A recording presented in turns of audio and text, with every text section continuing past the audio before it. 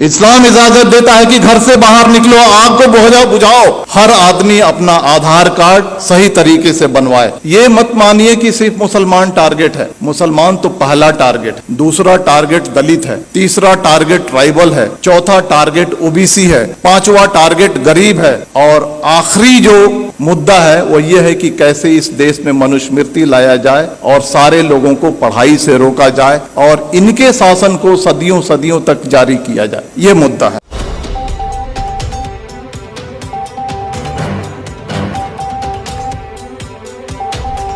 Action क्या होना चाहिए? प्लानिंग ये है कि जिस तरह से इन्होंने मास डिसइंफ्रेंच करने की आपको कोशिश की है, आप अपने को इनफ्रेंचाइज करने की कोशिश कीजिए। कैसे इनफ्रेंचाइज करेंगे? अपने सारे वोटिंग डॉक्यूमेंट्स को प्रॉपर तरीके से सबसे पहले बनाइए। आज ही जा करके हर आदमी अपना आधार कार्ड, अपना इलेक्शन आइडेंटिटी कार्ड, बाकी सारे कार्ड्स सही तरीके से बनवाए। जो आदमी घर शिफ्ट करता है, शिफ्टिंग के बाद मैंने किताब लिखी है, उसमें कहा गया है कि अगर एक दलित और एक मुसलमान अगर अपने घर को शिफ्ट करता है तो उसके नाम को डिलीट कर दिया जाता है। आप जहां पर जाते हैं नए तरीके से अपने नाम को ऐड कीजिए। आपके मेल को फीमेल लिखा जाता है, आपके फोटो को चेंज कर दिया जाता है। बीजेपी के लोग फॉर्म नंबर 7 के थ्रू आपके वोटर आइडेंटिटी कार्ड को चैलेंज करते हैं। बिना इंक्वायरी के इलेक्शन कमीशन आपके वोटर आइडेंटिटी कार्ड को खत्म कर देता है। आप सजग नहीं है। सबसे पहले आप सजग होइए, सबसे पहले अपने कार्ड्स बनाइए।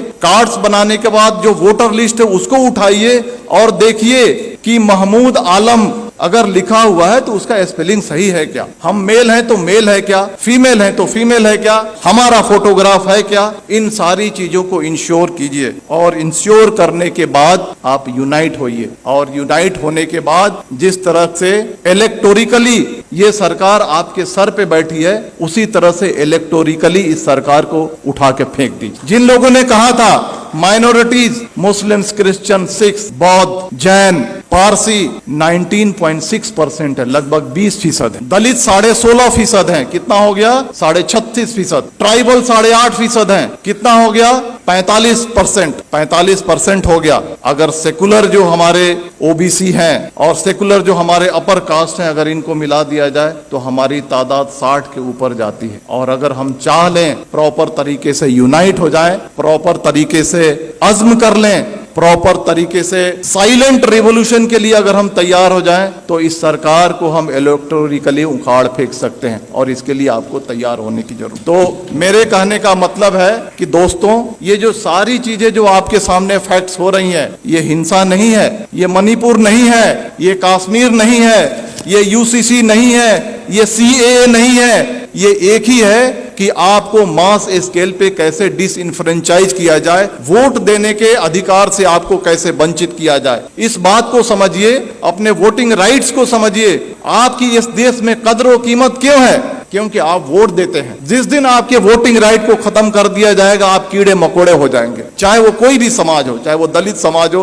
ट्राइबल समाज हो या माइनॉरिटी का समाज हो। अपने राइट्स को समझिए, अपने डॉक्यूमेंट्स को बनाइए और आने वाले इलेक्शन में मैं कहना चाहता हूं कि वोट करना ये लगना चाहिए कि 100% दलितों ने, 100% मुसलमानों ने, 100% ट्राइबल ने वोट किया है। और अगर आने वाले इलेक्शन में अगर आप वोट नहीं करते हैं तो समझ जाइए कि आप अपने मजहब को धोखा दे रहे हैं, आप अपने देश को धोखा दे रहे हैं। अगर बाहर आग लगी हो और घर के अंदर अगर हम चैन से बैठते हैं, इस्लाम इसकी इजाजत नहीं देता है। देखिए, आपके सामने जो बातें हो रही हैं आज, इस चर्चा सत्र के 2 पार्ट है। एक पार्ट है यूसीसी और दूसरा पार्ट है मॉब वायलेंस। हम दोनों को अलग अलग चर्चा करेंगे। पहला मैं कहना चाहता हूं, हम यूसीसी को हम लेते हैं। आज से 6 महीना 1 साल पहले आपने देखा होगा कि लव जिहाद और धर्मांतरण इस देश का सबसे पहला मुद्दा था। अलग अलग रियासतें अपने अपने रियासत में कानून बना रही थी। कर्नाटक की बीजेपी सरकार कानून अलग से बना रही है, मध्य प्रदेश की सरकार अलग से कानून बना रही है, हरियाणा की खट्टर सरकार अलग से कानून बना रही है,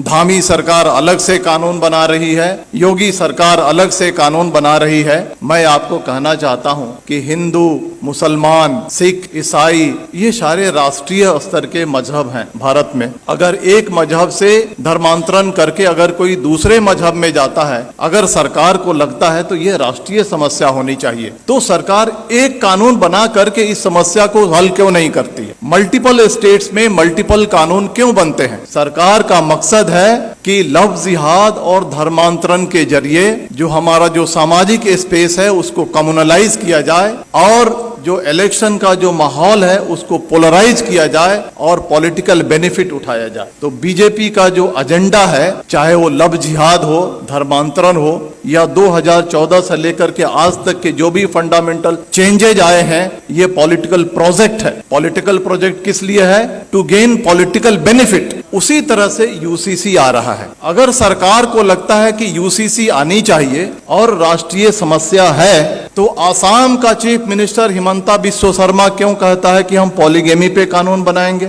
धामी सरकार उत्तराखंड का क्यों कहता है हम यूसीसी पे ड्राफ्ट लेकर के आएंगे? आप देखिएगा मेरी बात, यू मार्क माई वर्ड, कुछ दिन के बाद योगी सरकार अलग ड्राफ्ट लेकर के आएगी, कुछ दिन के बाद मध्य प्रदेश की शिवराज सरकार अलग ड्राफ्ट लेकर के आएगी, और इसका मकसद है कि ये उनका पॉलिटिकल प्रोजेक्ट है। और पॉलिटिकल प्रोजेक्ट किस लिए है? समाज को पोलराइज करने के लिए। अब सवाल उठता है कि इसका मकसद समाज को पोलराइज करने के लिए है, तो हमें क्या करना चाहिए? जहां तक यूसीसी का सवाल है, बड़े बड़े वक्ता, बड़े बड़े दानिश्वर कहते हैं सबसे ज्यादा जो नुकसान होगा वो क्रिश्चियंस को होगा, सिख को होगा, ट्राइबल्स को होगा, दलित को होगा। हमारी जिम्मेदारी है, सरकार देखिए 2014 से लेकर के आज तक जो चाहती है वो करते आई है। अगर वो चाहेगी कि यूसीसी लाएं तो हम रोक नहीं सकते हैं, लेकिन हम जो कॉन्स्टिट्यूएंट्स जो उनको वोट करते हैं उनको ये एजुकेट कम से कम कर सकते हैं कि ये जो है आपको बर्बाद करने के लिए लाया जा रहा है। इसके कॉन्स्टिट्यूएंट्स कौन है? ट्राइबल्स हैं, दलित हैं, मुस्लिम्स हैं, अदर माइनॉरिटीज हैं। इन सब को हमको एजुकेट करना है कि आपके different language, different culture, different रहन सहन आपके मजहब को बर्बाद करने के लिए लाया जा रहा है। और ये हिंदू कल्चर नहीं थोपा जा रहा है, ये Brahminical mindset, upper caste Hindu mentality को कमजोरों पे थोकने की ये साजिश है। इसके लिए हमको देश को आगाह करने की जरूरत है। अब आते हैं मॉब वायलेंस में, क्योंकि वो ज्यादा देश के सामने एक बड़ा समस्या है। आपने देखा होगा कि जब भी मॉब वायलेंस होता है तो इसके दो पार्ट हैं कि जो बातें रिपीट हो रही हैं उसको बोलने की जरूरत नहीं है। जो पेपर में आता है, जो सोशल मीडिया पे आता है, जो वक्ताओं ने कहा है, it's a matter of record, उसको रिपीट करने की जरूरत नहीं। हम क्या नया रखते हैं उसका ज्यादा महत्व है। मॉब वायलेंस के दो पार्ट हैं, एक जो एक्चुअल जो विजिलेंटे ग्रुप और एक सरकार जो खामोशी से उसका सपोर्ट करती है। जो विजिलेंटे ग्रुप है, जो एक्चुअल क्राइम कमिट करता है, आज फ्रीली घूम रहा है, हथियार कलेक्ट कर रहा है, क्राइम कर रहा है, माइनॉरिटीज पे वार कर रहा है, और उसको कोई छेड़ने वाला, कोई अरेस्ट करने वाला नहीं है। दूसरा जो पार्ट है आज की सरकार कितनी भी मॉब लिंचिंग हो जाए, मणिपुर हो जाए, नू हो जाए, पुन्हाना हो जाए, झिरका हो जाए, ट्रेन में फायरिंग हो जाए, दंगे हो जाए, सरकार जबान नहीं खोलने वाली है। सरकार चुप है। सरकार इज मेंटेनिंग साइलेंस। और साइलेंस को क्या कहा जाता है? साइलेंस को, खामोशी को रजामंदी कहा जाता है। सरकार वायलेंस को रजामंदी दे रही है। सरकार रजामंद है कि वायलेंस किया जाए। इसके दो पार्ट हैं, जो विजिलेंटे ग्रुप हैं और जो सरकार है, इनके मोटिव में फर्क है। जो विजिलेंटे ग्रुप है उनका मोटिव है कि हम जो कमजोर हैं उन पे हमला कर रहे हैं, उनको सबक सिखा रहे हैं, उनको तकलीफ में डाल रहे हैं और बहुत खुश हैं कि तारीख में इन्हें हमको सताया था। ये बात सही है या गलत, इसकी अलग चर्चा की विषय है, लेकिन इन्होंने हमें तारीख में हमको तकलीफ दी थी, आज हम इनको तकलीफ दे रहे हैं। वो खुश है। वो इलिटरेट, कम पढ़ा लिखा आदमी जो विजिलेंटे ग्रुप है खुश है। लेकिन जो सरकार,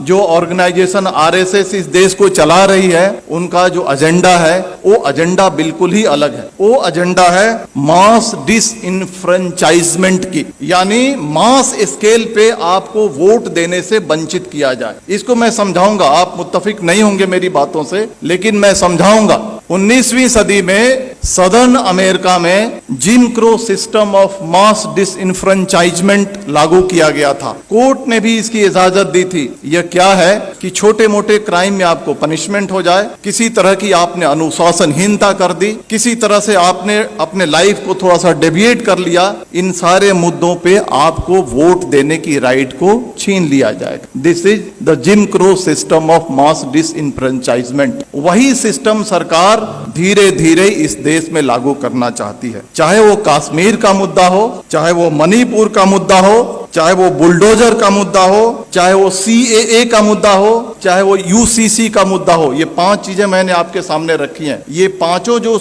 मुद्दे हैं, these are basically hidden agenda of mass disenfranchisement। कैसे कश्मीर से 370 हटाया गया, मोटिव ये है, उद्देश्य ये है कि वहां के पॉपुलेशन को ऑल्टर किया जाए, डेमोग्राफी को ऑल्टर किया जाए। जो मुसलमान चीफ मिनिस्टर बनता है उसको हटा करके अपर कास्ट बनिया या ब्राह्मण या राजपूत वहां पे चीफ मिनिस्टर बैठाया जाए। मणिपुर का जो मामला है, मणिपुर के मामले को हद से ज्यादा तूल इसलिए दिया जा रहा है, सरकार खामोश है कि वहां के डेमोग्राफी को चेंज किया जाए और वहां के जो लोग हैं जो वोट करते हैं उनको रोका जाए और बीजेपी के रास्ते को साफ किया जाए। बुलडोजर जो चलाया जाता है, बुलडोजर चलाने के बाद आपका घर खत्म हो जाता है, आपकी पहचान खत्म हो जाती है, आप अपना वोटर ID कार्ड नहीं बना सकते हैं, आप बहुत सारी चीजों से वंचित हो जाते हैं। आप ये जो बुलडोजर चलाया जा रहा है, it's a part of disenfranchisement. CAA जो आया था, आपने देखा ना कि NRC करेंगे, फिर CAA को लागू करेंगे, करोड़ों करोड़ों की तादाद में मुसलमानों को डिसइनफ्रेंच करने की ये साजिश थी। UCC जो लाया जा रहा है, छोटे छोटे सिविल मैटर्स को कैसे उसको पनिश करके और उस पनिशमेंट को आधार बना करके आपके वोटिंग राइट्स को छीना जाएगा। आज आपने देखा ना, एक डिफेमेशन केस को आधार बना करके एक राष्ट्रीय पार्टी के बड़े नेता के जब उसके सदस्यता को खत्म किया जा रहा, छीना जा रहा है, तो आपकी वोटिंग राइट्स कोई बड़ी चीज नहीं है। तो ये जो चीजें जो हमारे सामने हो रही हैं, ये आपके वोटिंग राइट्स को खत्म करने की है। लेकिन बहुत अफसोस की बात है कि ठीक है, बीजेपी के रियासतों में ये हो रहा है, लेकिन कांग्रेस रूल्ड स्टेट्स हैं, रीजनल पार्टी रूल्ड स्टेट्स हैं, OBC बेस की जो पार्टियां वो सरकार में है, जैसे बिहार है वहां पे हैं। लेकिन जब ये कम्युनल एलिमेंट्स कमजोरों पे, दलितों पे, मुसलमानों पे, अदर माइनॉरिटीज पे, ट्राइबल्स पे अत्याचार करती हैं, तो वैसी कार्रवाई नहीं करती हैं जैसी होनी चाहिए। ये बहुत अफसोस की बात। आग बुझाने का यही तरीका है कि अपने अधिकार को समझो। ये नहीं कि हम तफरीह पे निकल गए, ये नहीं कि हम बिहार के हैं तो हम बॉम्बे में हैं तो हम वोट नहीं करेंगे। 10-10 हजार रुपए खर्च करो, फ्लाइट से जाओ, 1 महीना की तनख्वाह को अपने खर्च करो, लेकिन जहां पे तुम्हारा वोट है वहां पर जाकर के 100% ऐसा रिकॉर्ड होना चाहिए, हिस्ट्री में ये बात आनी चाहिए कि आने वाले इलेक्शन में जितने जो कमजोर तबके थे भारत के, उन्होंने 100% वोटिंग की, और तभी जाकर के ये देश बचेगा। इतनी ही बात करके मैं अपनी बात खत्म करता हूं। धन्यवाद। जय भारत, जय Hind. Thank you very much.